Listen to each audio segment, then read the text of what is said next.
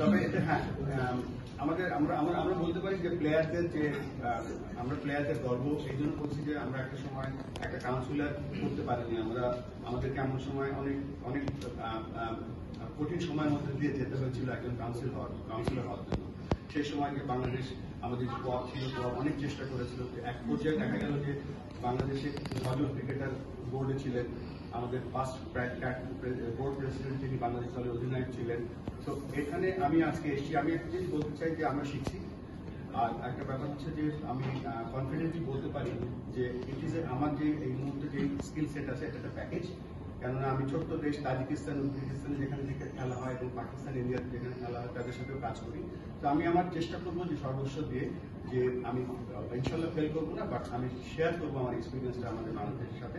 তো as a player এখানে আমি বসিনি, আমি আমার যে রোলটা আছে সেই রোলটা আমি ভালো করে পালন করার চেষ্টা করি। আচ্ছা, সেকেন্ড কোশ্চেন।